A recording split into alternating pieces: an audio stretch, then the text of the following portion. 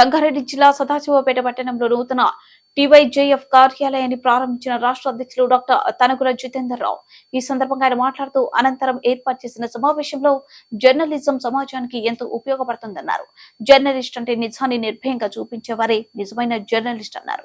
ప్రజలకు ప్రభుత్వానికి మధ్య వారిదే జర్నలిస్టు అని పేర్కొన్నారు. తెలంగాణ యూత్ జర్నలిస్టు ఫెడరేషన్ ఆధ్వర్యంలో కంకి మండలానికి చెందిన మనస్సాక్షి రిపోర్టర్ రుసుం జలీల్ యూనియన్ ఆర్గనైజింగ్ సెక్రటరీగా షేక్ జలీల్ PP9 రిపోర్టర్ కు ఉత్తమ యూనియన్ జర్నలిస్ట్ అవార్డును రాష్ట్ర అధ్యక్షులు డాక్టర్ తనుగుల జితేందర్ రావు చేతుల మీదుగా అందుకున్నారు. ఈ కార్యక్రమంలో కంకి మండల ప్రధాన కార్యదర్శి రుస్తుం జలీల్, ఆర్గనైజింగ్ సెక్రటరీ షేక్ జలీల్, కోశాధికారి వినోద్ రెడ్డి, మండల కమిటీ సభ్యులు చంద్రకాంత్, సీమాన్ లాల్ కుమార్ తదితరులు పాల్గొన్నారు.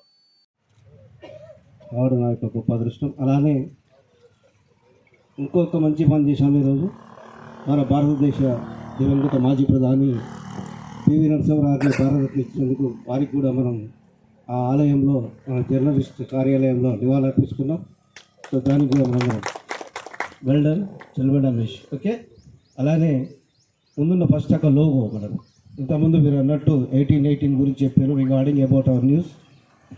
అందుకే ఎక్కడా లేని లోగో మనం తయారు చేసినాము. ఒక బాబాసాహెబ్ అంబేద్కర్ గారి గురించి మీకు తెలుసు, అలానే పివి నరసింహారావు గురించి మీకు తెలుసు.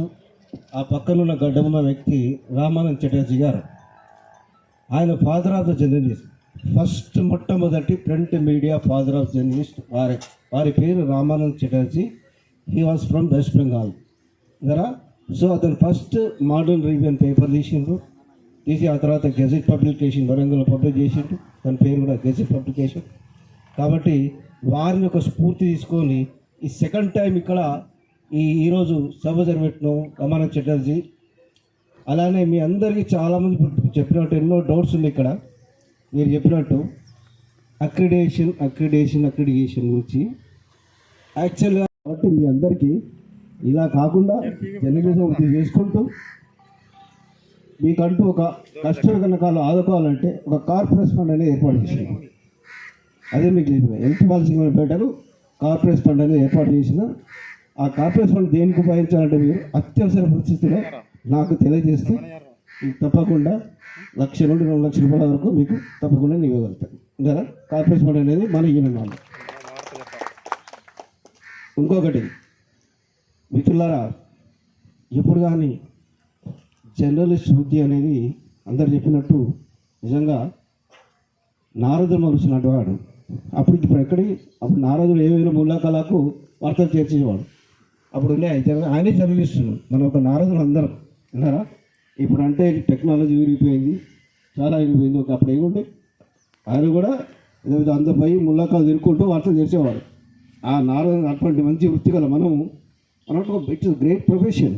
ఆ ప్రొఫెషన్ను మనము మిస్యూజ్ చేయకుండా, చీప్ కాకుండా, ఇంకొకటి జర్నలిస్ట్ అనే వారికి ఒక బ్యూటిఫుల్ డ్రెస్ అపీరెన్స్ ఉండాలి, లుక్ అపీరెన్స్ ఉండాలి. ఎవరికి బయట సిగరెట్ తాగినా కూడా వాళ్ళు చేరుకొని పోవాలి, ఒక నీట్నెస్ మెయింటైన్ చేయాలి. ఒక బ్యూరోక్రాట్ ఆఫీసర్ దగ్గర పోయినప్పుడు, ఒక పోలీస్ ఆఫీసర్ దగ్గర పోయినప్పుడు, ఒక రాజకీయ నాయకుల దగ్గర పోయినప్పుడు ఎవరికి first complete body language must ఉండాలి. బాడీ లాంగ్వేజ్ ఉంటే ఎవరైనా మీకు ఇన్వైట్ చేస్తారు. దాన్ని ఏమంటారు, ప్రోటోకాల్, బాడీ లాంగ్వేజ్ అన్నీ నేర్చుకోవాలి ఫస్ట్. అంతేగాని కేవలం నువ్వు వినాలే, రాయాలి, అది నీ డ్యూటీ. అంతేకాని డోంట్ ఫైర్ అండ్ జర్నలిజం. నువ్వు జర్నలిస్ట్ ఫైర్ చేయొద్దు, ఎందుకంటే చాలా అది కూడా మనకు హక్కు లేదు. కేవలం రాయడమే, తెలియపరచడం. మరి ఇటువంటి రాజకీయ నాయకులు యాక్షన్ తీసుకుంటారా లేదా అనేది వాళ్ళకి తెలవాలి. కేవలం రాయడం రాసి మనం ఏమవుతుంది, అదే బ్లాక్మెయిలింగ్ జర్నలిజం. యాక్చువల్గా 7 టైప్స్ ఆఫ్ జర్నలిజం ఉంటుంది. ఏమేమి ఉంటాయి?